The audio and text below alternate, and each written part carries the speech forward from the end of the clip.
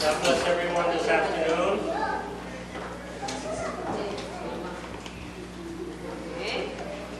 Vamos a comenzar el estudio. Quisiera que alguien ore para y después voy a pedirle que alguien ore para cerrar. Aquí al frente, en el otro lado de la mesa, hay espacio también. At the front of the table here, there's also some more chairs that people can sit in front. So I'm going to ask somebody who can pray for us at the beginning, and somebody who can pray for us at the end. Today we're going to do mainly introduction to the gospel as a whole. Este domingo va a ser, la mayoría va a ser introducción al Evangelio según San Mateo en su totalidad. No nos vamos a meter mucho en versos distintos, sino en el perfil del Evangelio según San Mateo. So we're not going to get really deep into specific verses that we're going to unpack with you. But what I want to do is just give us a profile of that. So I think we have enough time that somebody has felt led to pray, and that person is ¿quién nos quiere dirigir en oración? Thank you, Pastor Mary Jo, for agreeing to open us up in prayer. Okay, let's pray. God, thank you for the gift of Scripture, for the stories, especially about Jesus. Because as people who call ourselves Christian, He is the focus of our faith, God through Jesus. And so we also thank you for our professor today and this opportunity to learn from his education, his wisdom, and his gifts. We thank you for all of this. Amen. Thank you. Los niños, yo creo que la pastora iba a venir a estar con ellos. I've got some things. The children and the pastor was going to be shortly. Or the dog. The dog, so we don't give it. Yeah, lo que yo quiero empezar es con el Evangelio, antes de hablar con el Evangelio. ¿Por qué escogí Mateo? ¿Alguien sabe por qué escogí Mateo? Does anybody know why I chose Matthew? Because that is the gospel for this year's lectionary readings. Ding, ding, ding, ding, ding.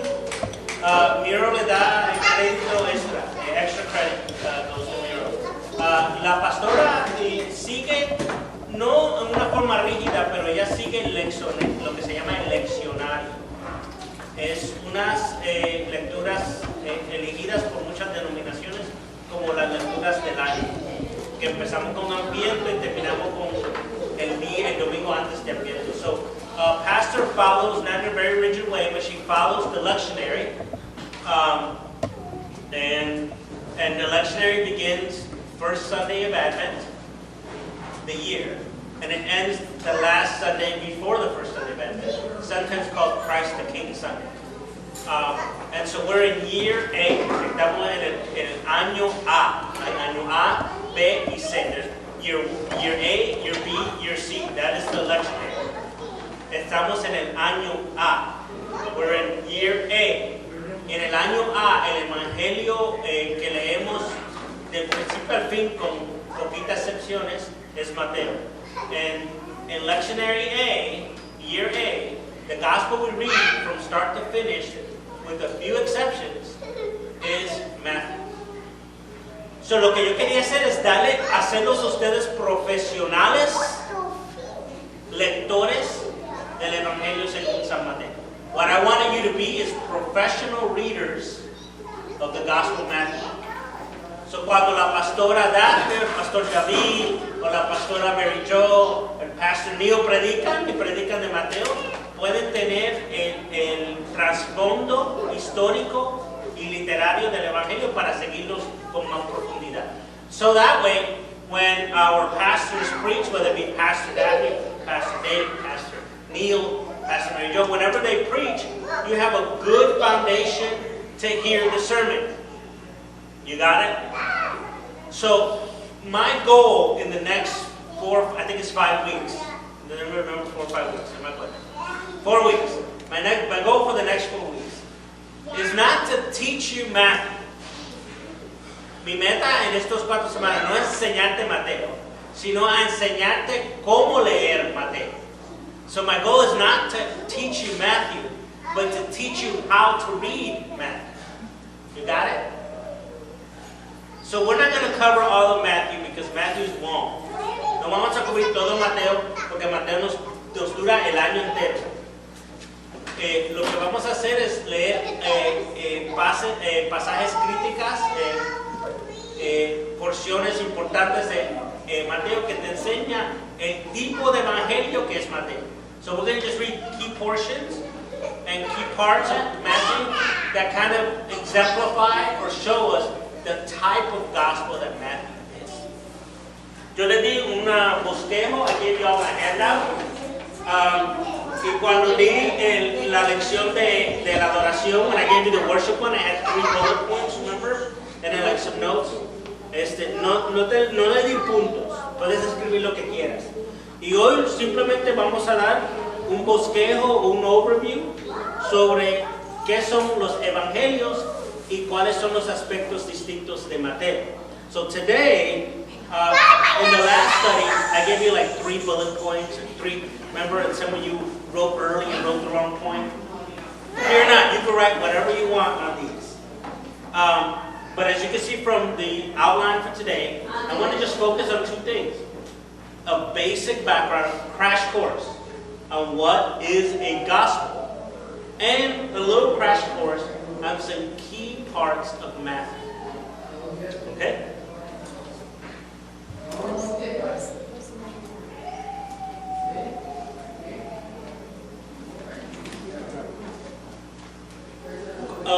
¿Cuáles son los 4 evangelios? What are the 4 gospels? Matthew, Mark, Luke, and John.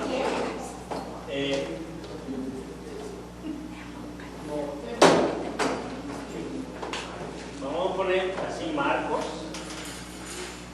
Mateo, and normally in English you summarize Mark with MK, pero en español no tiene K, tiene C, pero los dos tienen R, entonces Marco, Mateo y Lucas, vamos a poner Luke, because again.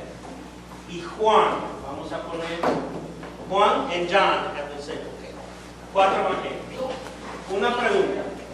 ¿Estos fueron los únicos evangelios escritos en ese tiempo, en los primeros 2 siglos después de Jesús? Are these the only gospels written in the first 2 centuries of the Christian church? No. Maybe 5 more?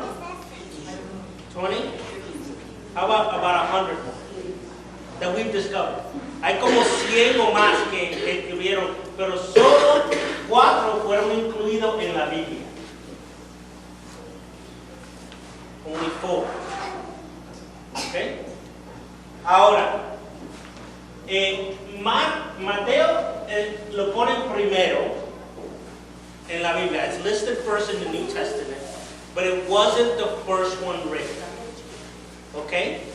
El primer evangelio escrito no es Mateo, aunque Mateo es el primero que lo ponen en el Nuevo Testamento, empieza con Mateo, pero Mateo no fue el primero. El primero fue Marcos. Okay, the first one written was Mark. Okay? Y después estos 2 fueron escritos aproximadamente a la misma vez. And then Matthew and Luke were written around the same time. Excuse me, Pastor, could you do me a favor? Yeah. Could you go to your office and get the parallels, the gospel parallels? It's in there. Okay. It's a blue binder. A binder or a book? No, it's a book that has the parallel gospels. Yeah. Parallel Okay. form. Thank you so much. No problem. Okay. Y el último fue Juan. Okay. Ahora, ¿cuánto han leído los 4 evangelios antes? How many have read all 4 gospels? ¿Han notado que estos tienen mucho en común? Haven't you noticed that these have a lot in common? Matthew, Mark, Matthew, and Luke. Estos 3 se llaman los evangelios sinópticos.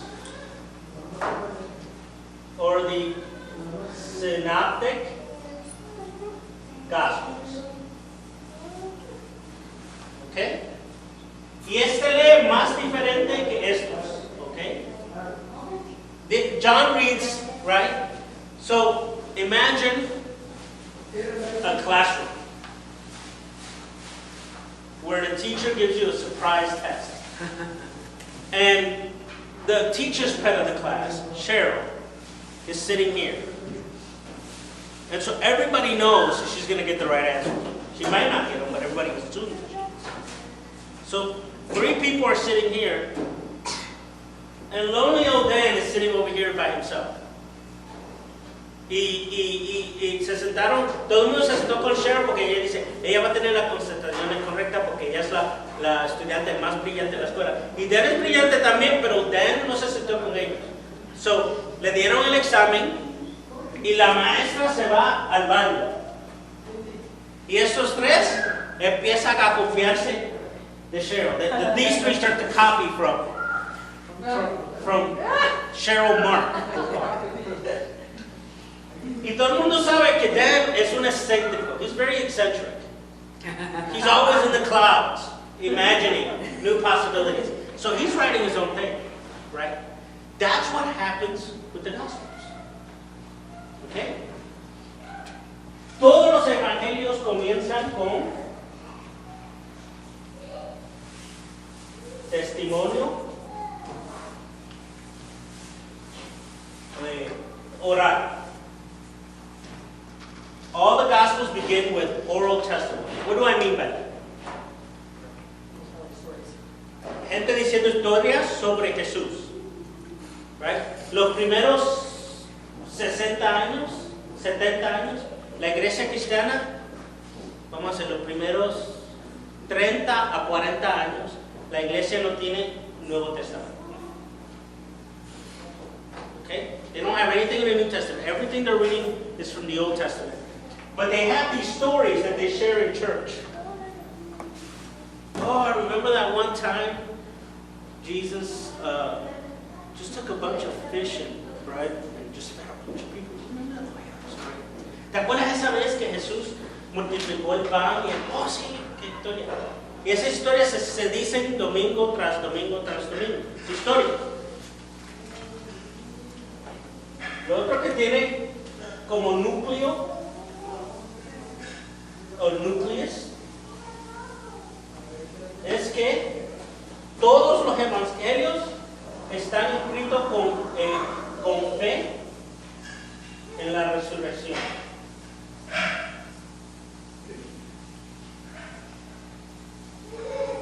All the Gospels are written with faith in the resurrection of Jesus. No todo el mundo cree lo mismo a cuanto que es la resurrección, pero todo el mundo cree que algo le pasó a Jesús que todavía vive en nuestros medios.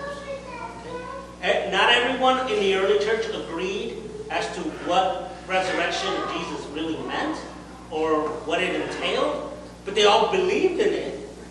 And they all believed that some of the proof is not just these testimony of people who saw him alive, but that every time we get together, we can sense Jesus' presence.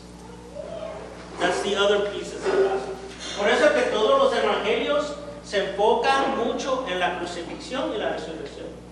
Por ejemplo, Juan tiene 22 capítulos y 11 de ellos es crucifixión y de resurrección. That's a stuff, okay? So, for example, the Gospel of John has 22 chapters. 11 of them focused on leading to the cross and the resurrection. So, at the core, there's a nucleus, and hay un núcleo en el centro de todo el evangelio de una fe en la resurrección de Jesucristo. Dice el teólogo discípulos Clark Williamson, él dice, el Nuevo Testamento no explica la resurrección, sino la resurrección explica el Nuevo Testamento. ¿Sabe lo que quiere decir con eso? Que sin la resurrección no hay Nuevo Testamento. La resurrección fue la motivación por escribir los evangelios. Right, let me say this in English. Carl Williamson, disciple theologian, he says a very important sentence in one of his books.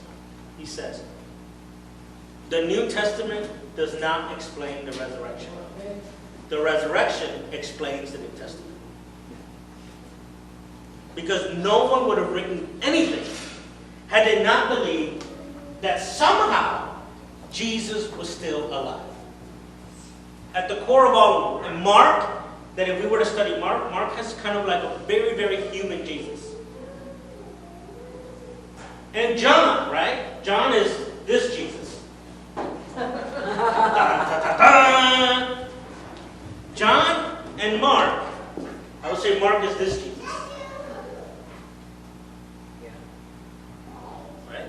They both are written because they believe that something resurrecting happened to Jesus. Todos los evangelios, el evangelio de Marcos, que es bien sencillo, en donde Jesús es bien humano, ¿verdad? En Marcos Jesús dice, nadie es bueno, solo Dios. Y el evangelio según San Juan, que está escrito acá, el verbo era con Dios y el verbo era Dios. Los dos lo que tienen en común es que creen que Jesús ha resucitado y que en una forma u otra Jesús está en el medio del pueblo cristiano, el pueblo que cree en Jesús como Mesías. You got that? Any questions? Oh, it's basically what I said in Spanish. That they both share in common this belief that somehow Christ is still in our midst. Okay? You have to read the Gospels in that way. Tienes que leer en los evangelios se tienen que leer con este premio, esta fundación de fe en la resurrección de Jesús. That's where they start. Even the very human Jesus, even the very, very elevated Jesus. Okay. It's a big blue one? Yeah. I don't know where it is. I know I have it, but Okay. have you seen it there? I thought I did. I think it's La semana que viene le voy a traer eso. a virtual example. Okay, perfecto.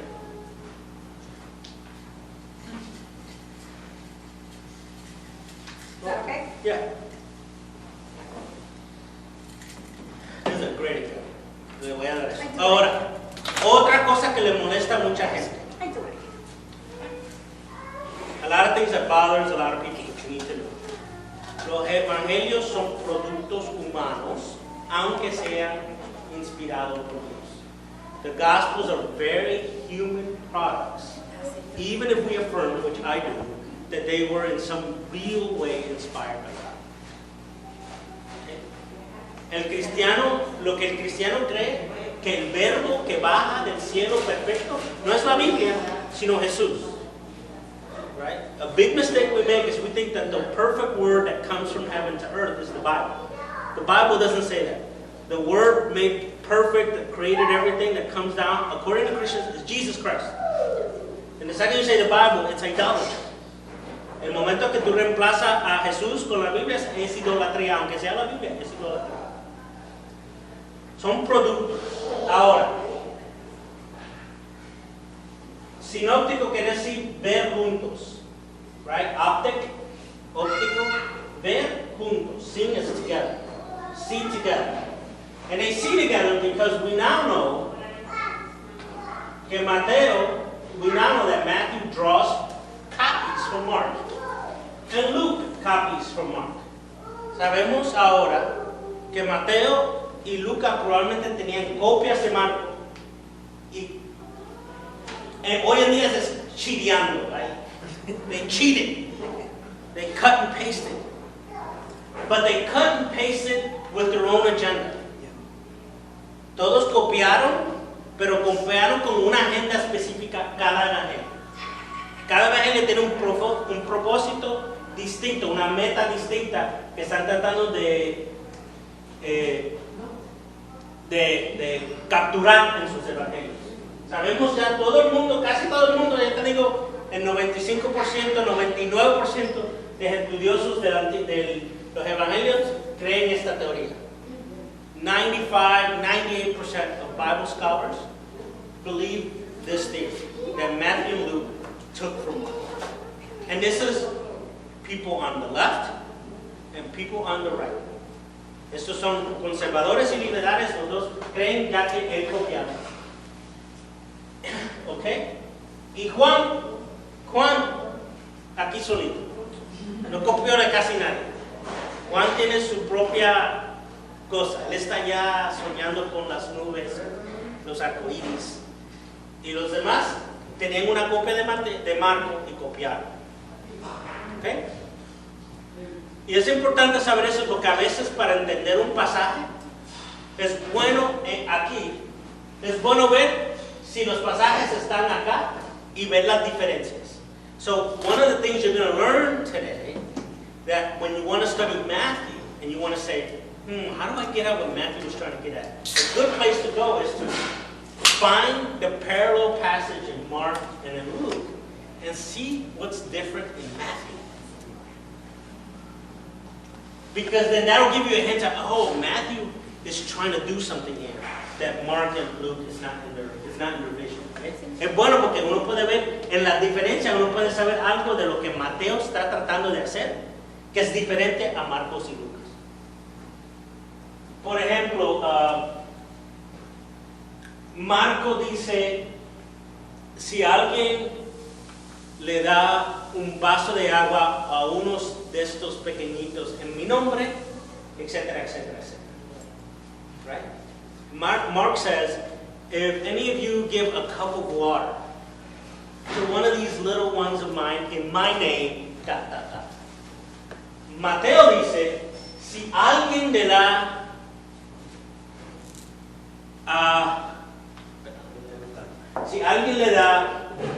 algo de tomar a uno de estos mis amigos en el nombre de mis discípulos, right? On behalf of my disciples, right? So that Matthew says, on the behalf of my disciples. Mark says, in my name, Jesus' name. Right? Diferencia.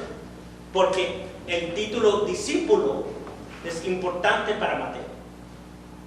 Okay, but we'll get to that in a second. And the reason is because the identity of disciple, what it means to be disciple, is of supreme importance for Matthew.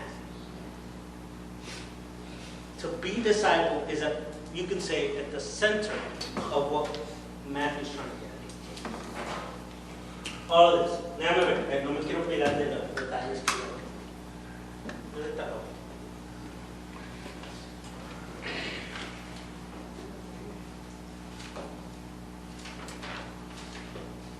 Ahora, más cosas de los evangelios.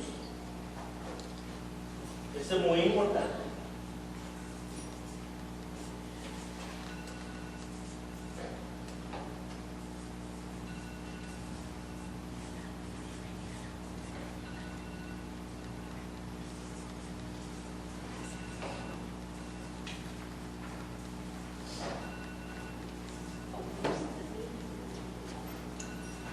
Okay, this one's hard to hear, and I'm going to give it, I have to tell you.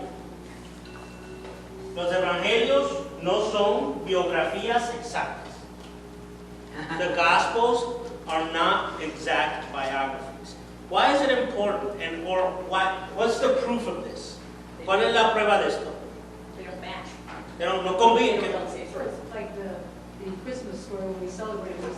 Why then we celebrate shepherds? But they're in two different books, and if you try to put them on a timeline, you really don't want to read them. No son exactos. They're not trying to get an exact historical record of Jesus. That's hard to understand, but it's important. Que los evangelios no son exactos en la historia de Jesús, porque no están tratando de sacar o escribir una historia exacta de Jesús. They're not trying to write an exact story. La destrucción del templo, ¿cuándo ocurre? The destruction of the temple, when does it occur? No, but I'm sorry. The cleaning of the temple that Jesus does. Moving across, basically, and the other time is earlier. En Juan ocurre al principio. In John, it occurs at the very beginning of his ministry. In fact, after he turns water into wine, he goes to the temple. En el Evangelio según San Juan, cuando Jesús viene a limpiar el templo, eso ocurre al principio del Evangelio. Y muchos dicen que el cambiar el agua a vino y este acto de limpiar el templo es lo que comienza el ministerio en Juan. Pero en los sinópticos, ¿en dónde ocurre? In the synoptics, when does it occur? At the end. Right? Incluso, para, yo creo que el limpiar el templo es la razón que quieren crucificar. In these Gospels, two of the three, it's the cleansing of the temple that's the reason why the leaders want to crucify Jesus. But in John, that's not the reason they want to crucify him. Does anybody know what's the reason given for when the leaders say we need to crucify? No, when? ¿Cuándo fue en Juan que? Una pregunta. A ver, En Juan. voy en parte para que traduzcas. Cada uno de los evangelios In each of the Gospels. son escritos por diferentes hombres. Sí, Considero que son inspirados. sí. Each of the Gospels written by 4 different people. I consider them to be inspired. Pero cada escritor mira las cosas desde un punto diferente. Yes, they all have a different point of view and perspective. Por ejemplo, hoy en la tarde tenemos el servicio de alabanza. Sí. Today we, like for example, tonight we have a worship service. Si mi hermana, yo, el próximo domingo dice, oh, tenemos el servicio de alabanza, fue grande bendición. So our sister Mary Jo next week says, oh, we had this worship service tonight and it was a great blessing. Y luego dice, que pase el pastor David Becerra, Let Pastor David Becerra come up. She hablar said, del servicio que hubo hoy en la tarde. so that he can also speak about the service that happened. Oh, estuvo muy bonito el servicio, It was very beautiful, the service. pero estuvieron deliciosos los tacos. But the tacos were so good. Amen. Estamos hablando de lo mismo, Sí, pero desde un punto diferente. claro. Por ejemplo, Mateo habla de Jesús como el rey. Okay. Marcos, no recuerdo, pero... Vamos a poner pausa porque Mateo, Cristo como rey no es el punto principal de Mateo, es otro.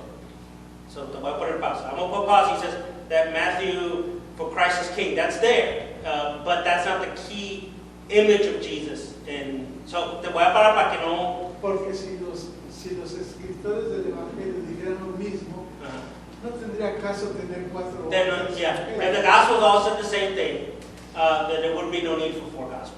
Just say. Es muy importante. No es, para mí no es que estén imperfectos, Ajá. pero son puntos diferentes. Sí, pero es- okay. Eso lo vamos a debatir después. We're going to debate that later. What I'm trying to say is, el detalle perfecto histórico no era la razón por que escribieron los evangelios. Eso ya se sabe casi universal. So, lo importante del evangelio, gospel, es que tiene 2 fondos o 2 fuentes. 2 fuentes. It has 2 sources. Okay? Sí tiene memoria del Jesús de la historia.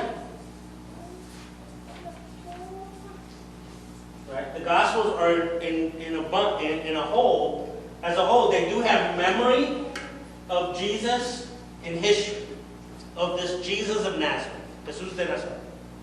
Y la otra fuente, el otro recurso es la experiencia del Cristo resucitado en el medio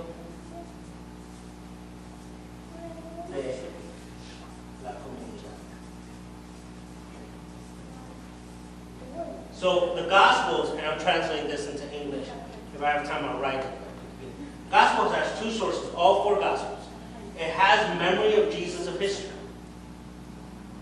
And it has mixed together the experience of Christ resurrected in the midst of that community. So in the midst of Matthew's community, they're worshiping, they're gathering around the communion table, and they have these experiences and they say, this is Christ. Christ living with us now. And so when they go to build these Gospels, they tell the story of Jesus Christ. Los evangelios dicen la historia de Jesucristo. No de Jesús de Nazaret, sino de Jesucristo.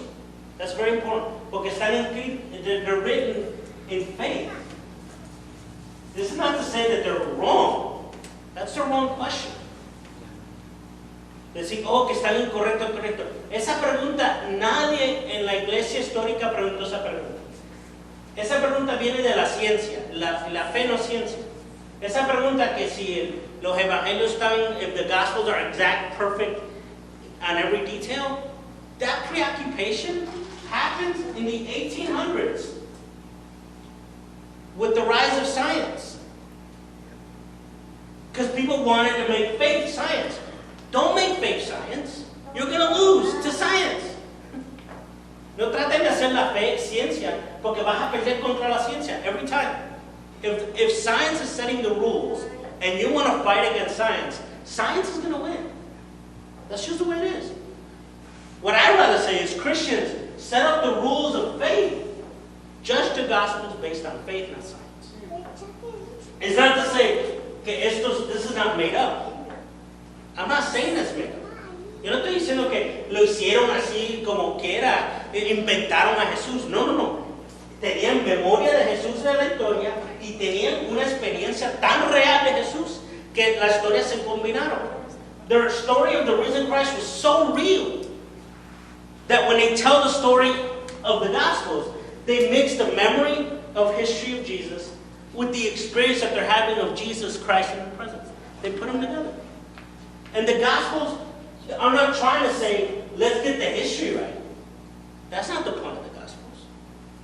Ese no es el punto del Evangelio. Los Evangelios no están tratando de sacar la historia correcta. Los Evangelios están tratando de inspirar fe en Jesucristo.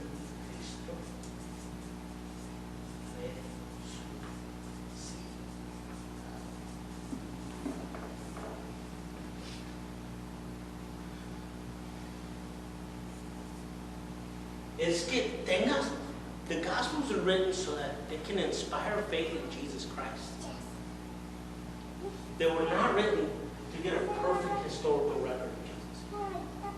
Because it isn't. I mean, you read it side by side, it doesn't match. But that's okay, because that's not the point of the Gospels. That's okay.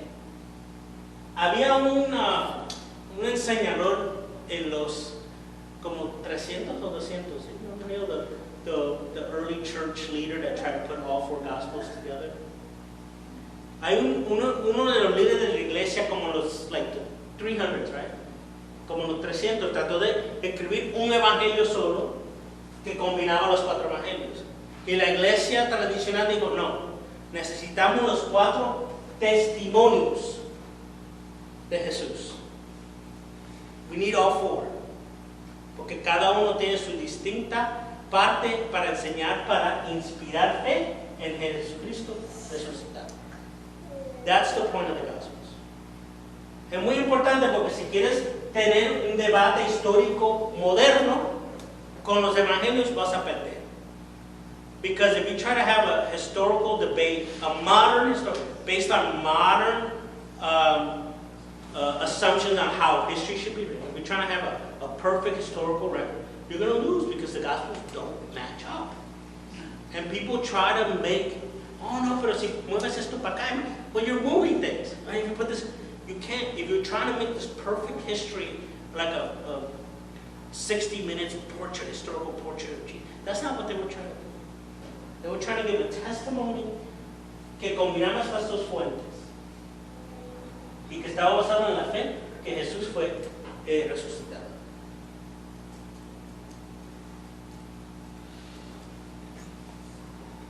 Y crucificado y resucitado. El núcleo de la fe es que fue, el núcleo de la fe de los primeros cristianos es que Jesús fue crucificado por nuestro bienestar, por nuestra salvación, y resucitado por nuestra salvación. Pablo dice eso bien tempranito. Paul says that very early. The core of the faith is that Christ was crucified for our salvation and raised for our salvation. Ese es el núcleo de lo que evangeliza. Te estoy tratando de explicar porque if you're going to have a debate about how perfect the gospel is, that's the wrong debate. Si vas a tratar de tener una pelea con alguien de cómo los evangelios están perfectos cuando viene a la historia moderna, vas a perder esa. Pero el evangelio no trató de ser historia perfecta, trató de ser un testimonio de la fe de Jesucristo resucitado. That's very important for us to get.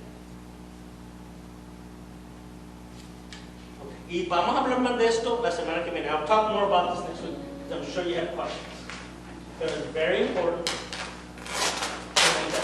Ahora, Matthew. I want to make sure I cover Matthew.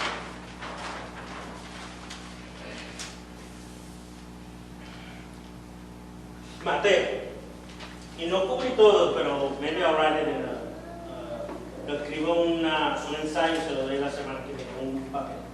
I didn't put everything I wanted to include there, but I can probably write it up and give you a handout or something. Los aspectos de Mateo.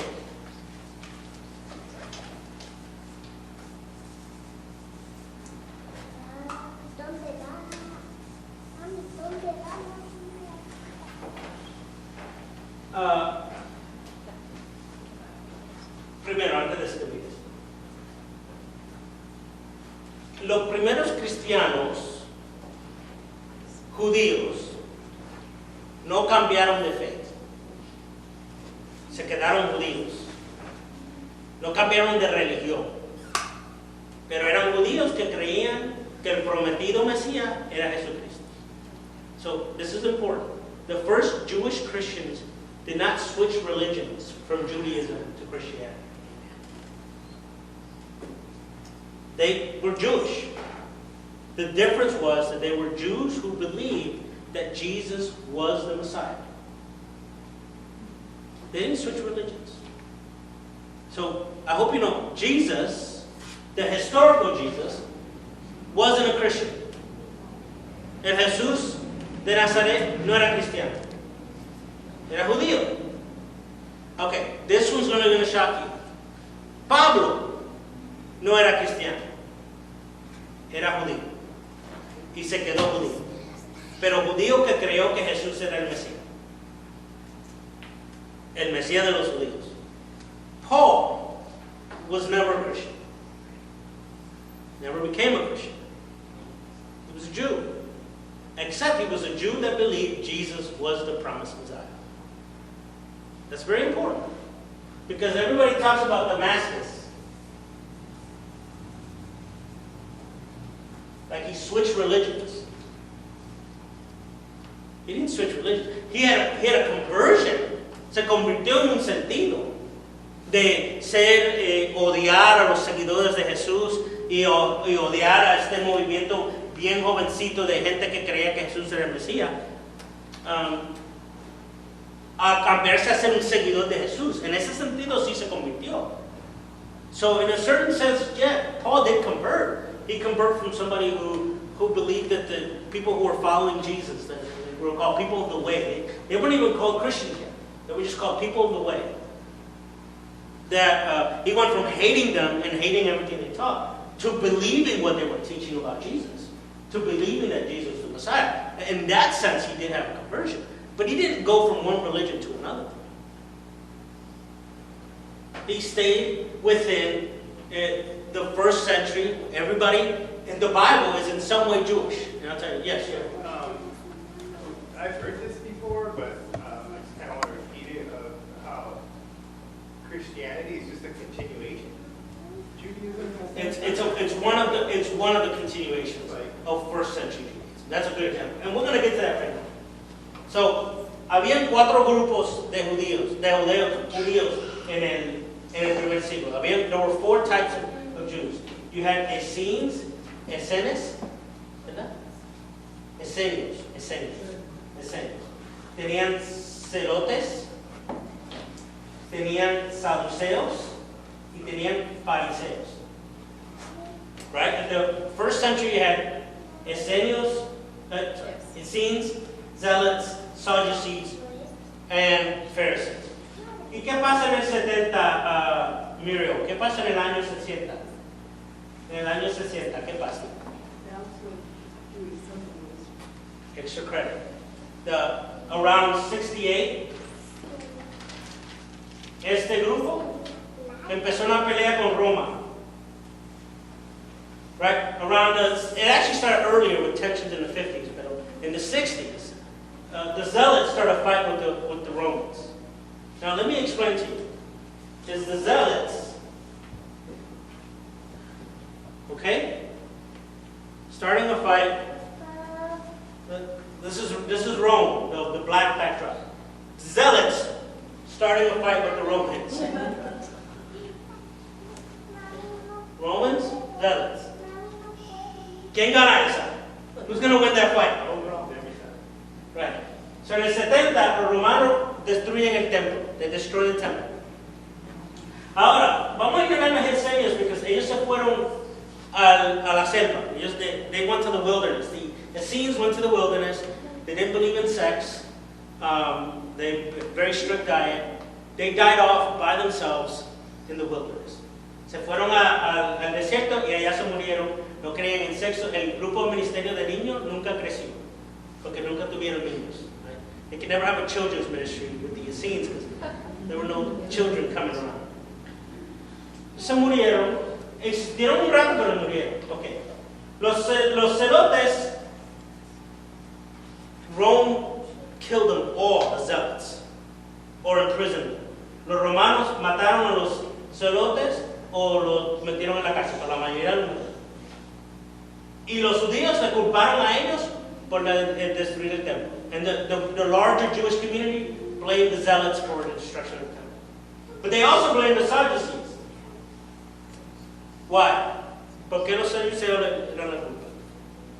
Porque los saduceos estaban acostados con Roma. The Sadducees, you hear about this one? They were in bed with Rome. They were Roman co-conspirators. Romans puppets. What's he their puppets? Marionetas de Roma, los saduceos. El único grupo que sobrevivió fueron los fariseos. Ahora, mucha gente ahora dice, oh, y había otro grupo de judíos que se llamaban cristianos. Vamos a poner X para Christos. En griego se escribe Christos así, cristiano. Pero la gente dice, estos son 2 grupos, pero tengo una sorpresa para ustedes.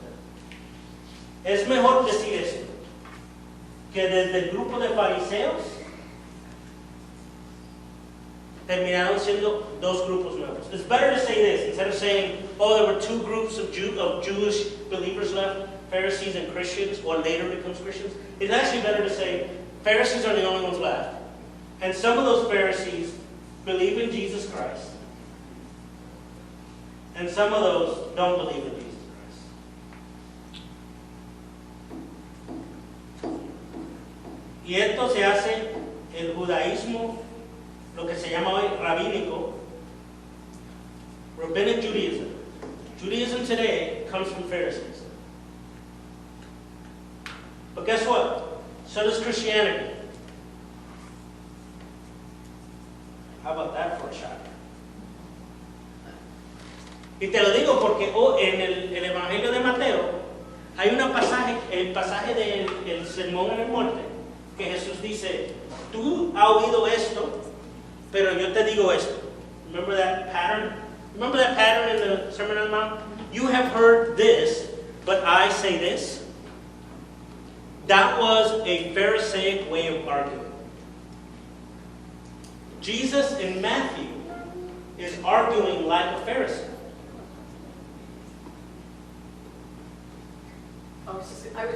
Amy Jill had something to say, right? Yeah. Amy Jill Levine, I'm talking about Amy Jill Levine, she's a Jewish professor of New Testament studies. una judía que enseña y estudia sobre los evangelios.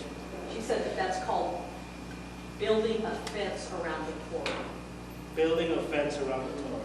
That move, That type of, yes. argument. Que ese argumento, yo he oído esto, pero yo digo esto. Esa estudiosa dice que es construyendo una verja alrededor de la ley. Sort of like, if you don't want to fall off the curb, Yeah. then you walk farther away from the curb. Yeah. Or- Es para decir, estos son los límites de lo que la ley enseña. El otro, Pablo, cuando tú lees las cartas de Pablo, sus argumentos son fariseos. Paul also argues like a Pharisee. So Pharisees are all you got. Whether you become Christian or become Rabbinic Judaism, everything that is now Judaism and everything that is now Christianity grows out of Pharisees. Is that why we're so legalistic? Let's get to that. Let's get to that, because the other thing you need to know is, si esto es lo único que queda, y estás tratando de ganar seguidores, ¿cómo vas a hablar de la competencia? Yeah. If the only game left in town for Jewish believers is to either be a Pharisee that believes Jesus, in a Pharisaic tradition, that believes Jesus is the Messiah, or in a Pharisaic tradition that doesn't believe Jesus is the Messiah, how would this group talk about this group, and how would this group talk about this group, in that marketplace of battling for conference? Yeah. How do Republicans talk about Democrats? Fair and balanced? How do Democrats talk about Republicans? Right? No vas a decirle, no, si yo soy un fariseo que no creo que Jesús es el Mesías, y él es un fariseo que sí cree que Jesús es el Mesías, yo no voy a decir, no, Dan es buena gente, escoge lo que tú quieras. Yo voy a decir, no, ese Dan es problemático. It's a troublesome dude today. And you don't want to follow those Jesus followers. You want to follow me, right? So, esa competencia se llama una palabra técnica, pero es importante, polémica.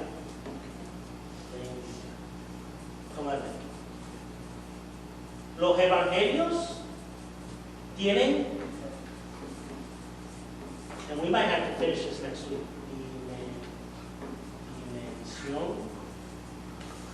tienen una dimensión polémica. The Gospels have a polemic dimension to them. What's a polemic? Not you, you know the answer. ¿Qué es una polémica? Es una forma de hablar en contra de otro. It's a way of speaking against somebody else. Oh, déjame decirte, yo puertorriqueño, soy mexicano. Right? Eso es cubano, tú sabes. Somos caribeños, pero esos cubanos, te digo. Y yo no puedo peinar a los cubanos como buena gente, como que son. Son buena gente, ¿sabes? Esos frijoles negros, pero como todo el día. Un arroz con gris todo el día. Pero en el debate, yo tengo que, parece que los cubanos son malos. So I'm not going to paint the Cubans really nice as a Puerto Rican if I'm trying to win the popularity race. I don't. The food is delicious, but I'm going to say them Cubans? Oh, God, no, we have Cubans. You should be with us Puerto Ricans, because them Cubans, I'll tell you what. Right? Tienen que decir eso. Y yo digo esto porque hay partes en los evangelios que eso es lo que está pasando. There are parts in the Gospels where that is happening, and we have to be careful.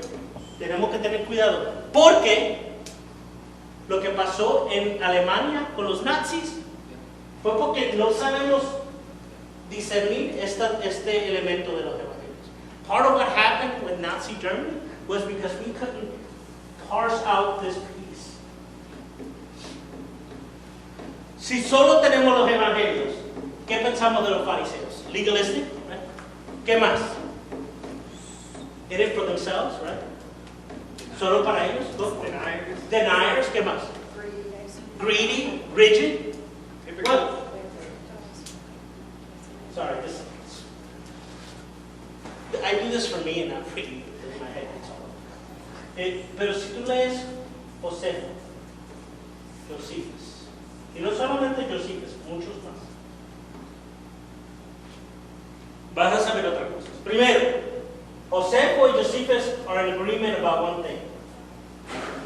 Ni los evangelios ni Josefo se llevaba con los fariseos en Jerusalén. So one thing that Josephus and the Gospels agree upon is that neither of them liked the Pharisees in Jerusalem. They were crooked. They were dirty. But when you read Josephus and anybody else in the first century, ready for this? This is going to shock you. The Pharisees were the open ones. Los fariseos eran los más abiertos.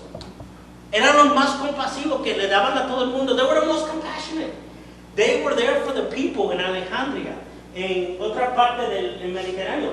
In every other document, the Pharisees were the people loved the Pharisees. They were open-minded. They were the liberal readers. They were trying to expand the gospel, the law, so that it fit into modern. So that how do we live in Jewish and first century, 3rd century BCE?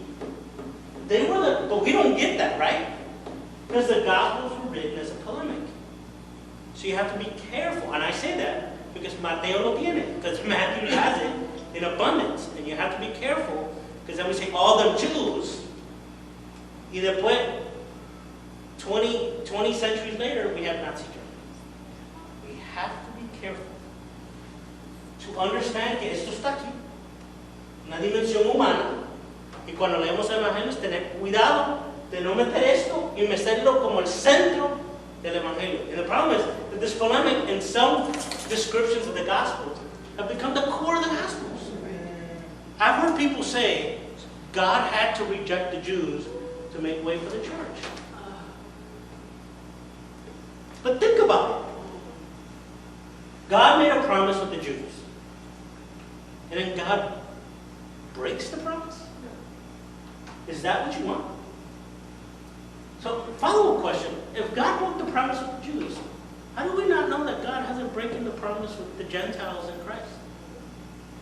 Si creemos que Jesús rompió el pacto con los judíos, ¿cómo nosotros no sabemos que ya Dios ha rompido el pacto con los gentiles que aceptan a Jesús? We don't, right? If we serve a God that breaks promise, there's not a lot of faith we can put in there. Right, so, and I say this because when you read the Gospels, you find, in one, you give it the Jews. Pero aquí te lo ves también. So this is very important when you read the Gospels. Que esa dimensión está ahí. They're fighting for the top spot, for the Jewish hearts. And so when you're fighting for the top spot, y a la misma vez, otro pasa, que los judíos que no habían aceptado a Jesús empiezan a limitar a los judíos que sí aceptaron a Jesús. Los prohíben entrar a las sinagogas. One of the negative effects after 70, not on 70, after 70, in the following decades, is that Jews that didn't believe Jesus was the Messiah start barring Jews that did believe Jesus was the Messiah from entering the synagogue. So you're angry as what later becomes a Jewish Christian. You're saying, hey, but we're both Jews and you're not letting me into the synagogue. So you write with some anger. And that anger, and that anger is in the Gospels. So be careful when you handle those passages. Porque estoy diciendo, tener cuidado cuando pregues con esos pasajes que suenan como que están dándole la culpa a los judíos en completo. Porque eso llega al antisemitismo y llega hasta lo que vimos en Alemania. Y en otros sitios, no solamente en Alemania. En los Estados Unidos, hoy en día, estamos atacando sinagogas. And it happens today too. In this country, this year, and last year, heightened attacks against synagogues from people who don't make this distinction. Make this distinction. Cuando yo predico, yo no digo fariseo, fariseo, fariseo. Yo digo, hay ciertos líderes religiosos. That's the way I parse this out. So when I preach, I don't say Pharisee, Pharisee, Pharisee, Pharisee, Pharisee.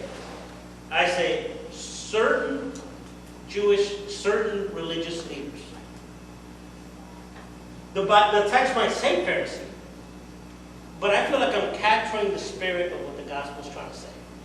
So it's important because then you lead into anti-Semitism, and there's no place for that in the gospel. I was just going to say that I've noticed that in the Gospels, even, it's like what you just said, in the Gospels, when Jesus is criticizing the Pharisees, it's not because of what they believe, or, it's not so much because of what they believe, it's because of what they do. It's because they're being hypocritical, they're saying one thing and doing something else. So, and obviously that's true in any group. In Christians, we have people that say one thing and do another thing. Okay.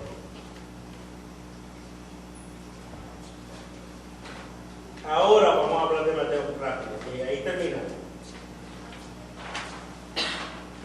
Y lo continuamos la semana que viene, porque yo sabía que me iba a demorar tiempo anyway. I'm going to finish it next week, because I had a hunch, was proven to be an accurate hunch. That this was going to take longer than one. But again, I want to give you the grounding for how to read Matthew. Te quiero dar la base de cómo leer Mateo. So, Mateo. Lo que sabemos es, ok, otro del Evangelio es que los nombres que están asignados en los Evangelios no están en los manuscritos, en las copias que tenemos de los Evangelios, sino fueron asignados a los Evangelios después. So, el Evangelio según San Marcos, le dieron el nombre, el Evangelio según San Marcos, en el segundo siglo de los primeros cristianos. El texto original no tiene nada que dijo sign Mark. Now, the earliest Gospels got their names in the 2nd century. The earliest manuscripts we have don't have a written by or signed lovingly Mark. We don't know who wrote it, but the early church said Mark wrote this, Matthew wrote this, John wrote this, Luke wrote this. But we can't conclude with any real certainty. It could have been, maybe, but we don't know. Podría ser que sí Marcos escribió Marcos, pero no podemos tener prueba histórica exacta porque ninguno de los manuscritos tempranos que tenemos de Marcos, por ejemplo, dice escrito por Marcos. Nada lo dice. So los títulos de los evangelios se los dieron después, segundo siglo. Pero se usa Mateo, ¿sabes? That's what we're working with. So we still use Matthew because after 1900 years, why change? So, primero, Mateo es el evangelio más judío, pero probablemente, eso es probable, no fue escrito por gentíos. It's the most Jewish gospel, but more than likely written by a Gentile. ¿Por qué? Primero, todas las citas del Antiguo Testamento, all the Old Testament sightings, are from the two Gentiles. I misspelled that, Old Testament scholar. Hebrew Bible scholar in fact. I misspelled Septuagint. That's no Septuagint. That's good. I think Septuagint. Sure, okay. That's it. I don't know if that's Si fuera judío, hubiera usado la traducción hebrea. Segundo,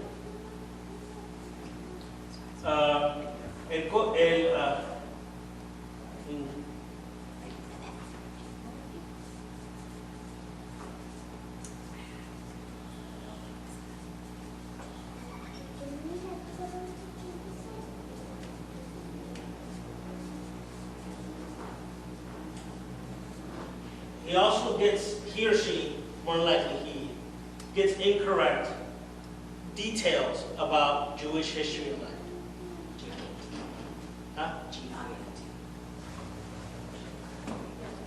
That's what it is. Oh.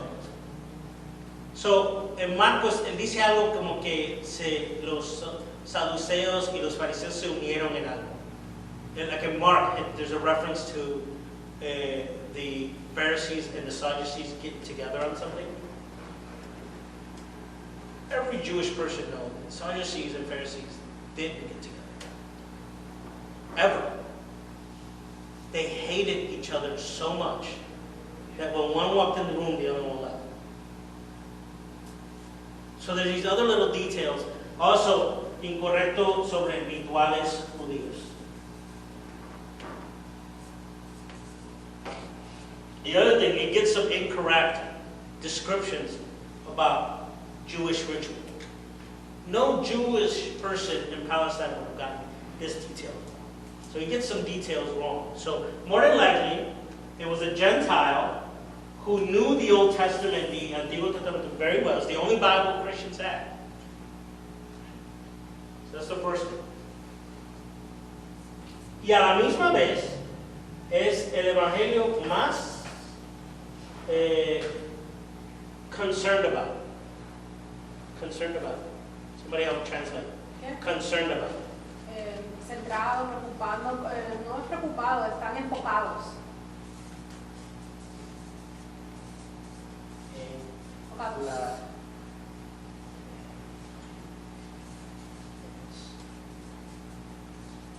Nice. y a la misma vez es el más enfocado en la estructura de la iglesia. It's also at the same time the one that is most focused on the structure of the church. In fact, hay solo un evangelio que usa la palabra iglesia. There's only one gospel that uses the word church.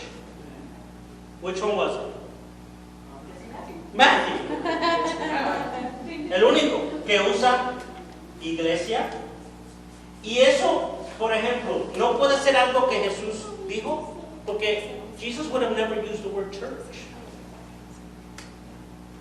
Por ejemplo, cuando estamos debatiendo que si todo fue histórico, it's a historical impossibility that the historical Jesus of Nazareth, ever used the Greek word church. Impossible. Impossible. So clearly, this is not something that the historical Jesus said, but something that his followers around Matthew heard Jesus tell them in their worship life together. There's no way.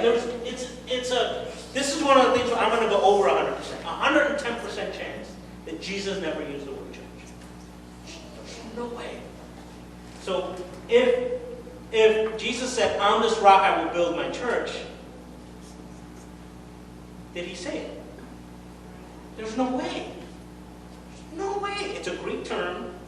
They would have never used church. He would use synagogue or something else, or gathering. Would have never said, "On this rock." He might have said, "On this rock I will build my blank," something else, but not the word church. Would have never used it. It's the only gospel que usa la fórmula trinitaria. Y voy a decir trinitaria. Lo que después se llama la Trinidad. That's a later term. But la primera que usa Padre, Hijo y Espíritu Santo. Father, Son, Holy Spirit. The only gospel that use that. We go into all the world in Samaria y bautícenlo en el nombre del Padre, del Hijo, Mateo. Again, what if Jesus said that? I'm not sure. Definitely not sure. El único que menciona la palabra gentil.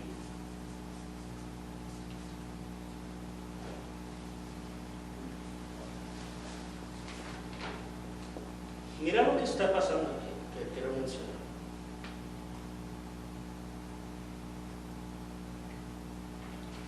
Mira lo que quiero mencionar. Si combinas estos dos, if you combine these two, what you get is a Jewish, un judío, evangelio judío, que expande al gentil. Sin dejar la ley.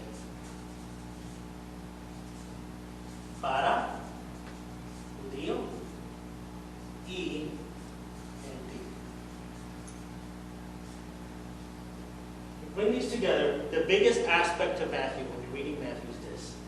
It's the most Jewish gospel that seeks to expand to the Gentiles without leaving behind the law for Jew and Gentile. En esto tenemos una competencia entre Mateo y Pablo.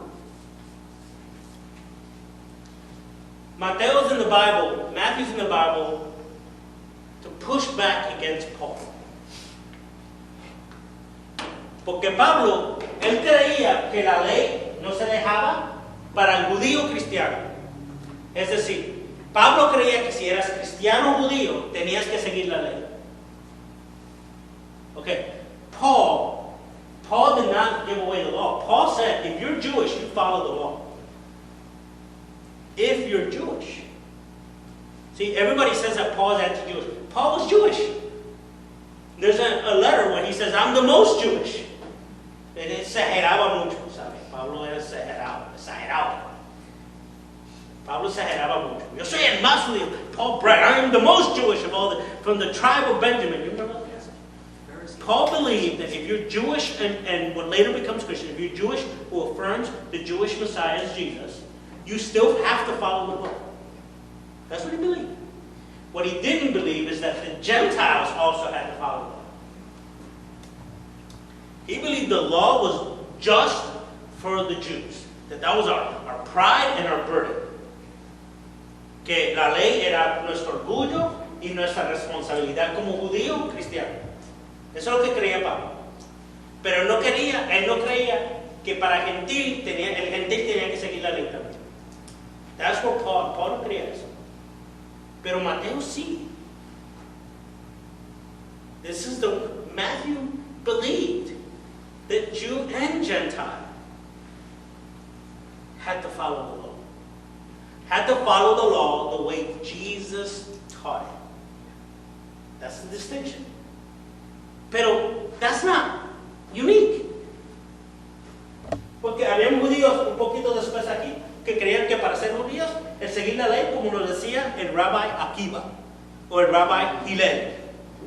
Because around the same time, later, you've got this early rabbinic Judaism over here.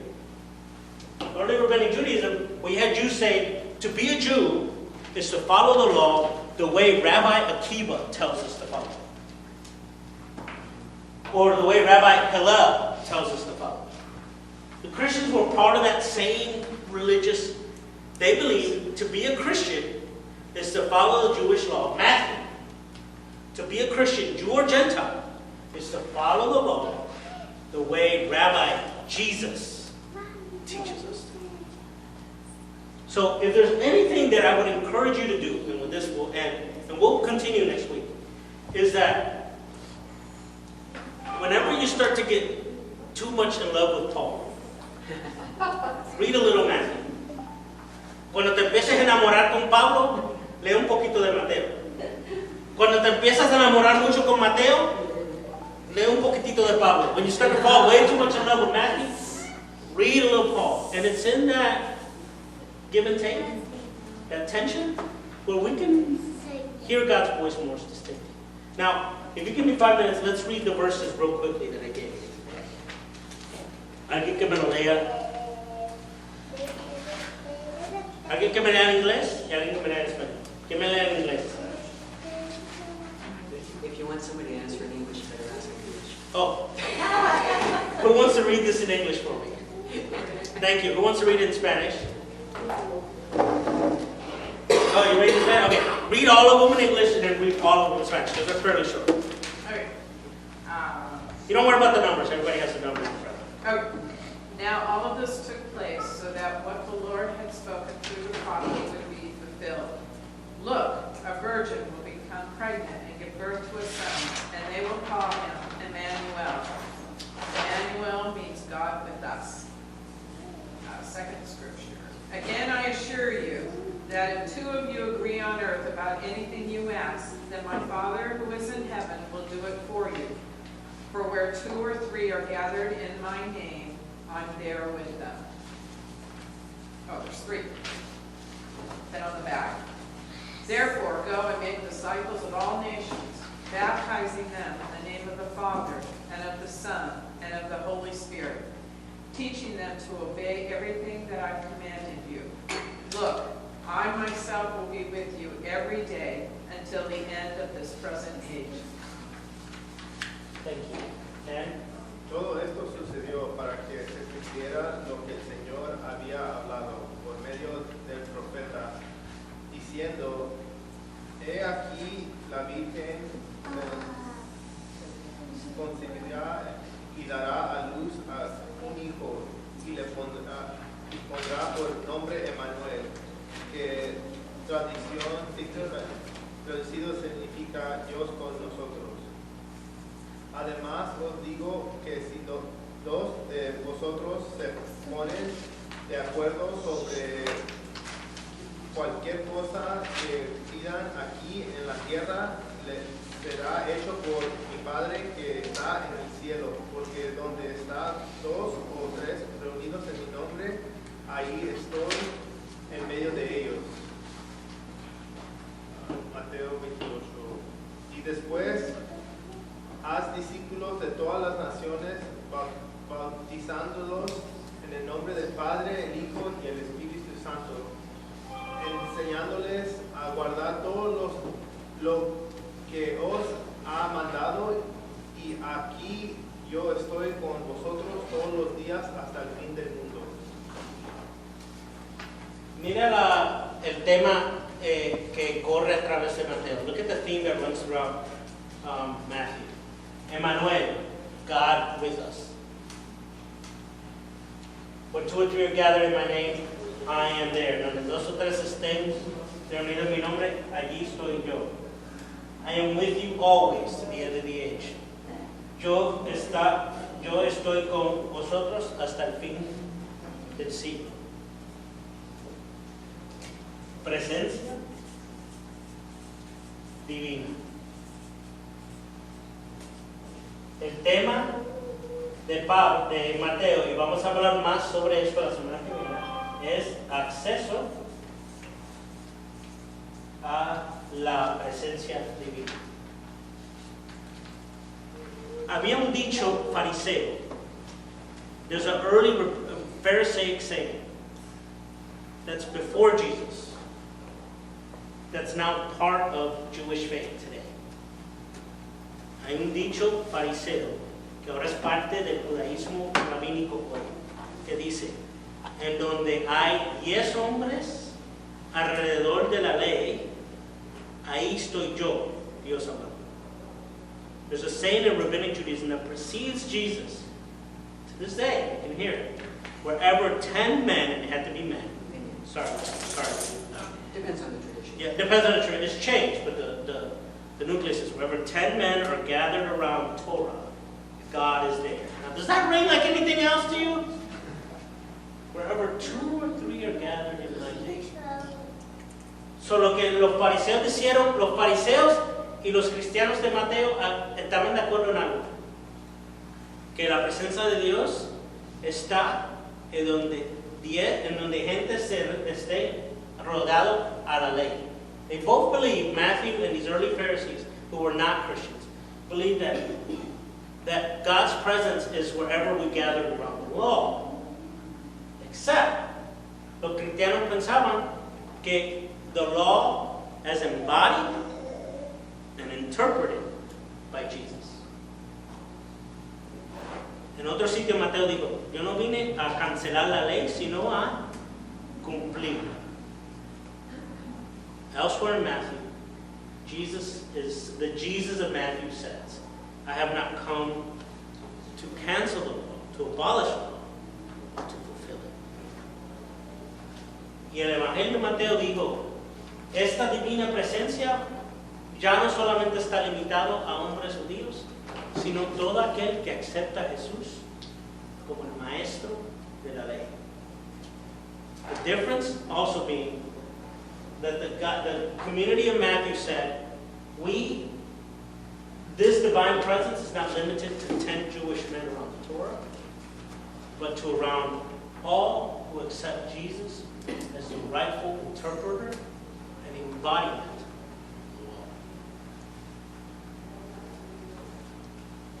The end. We'll see you next week. Thank you so much. Yeah.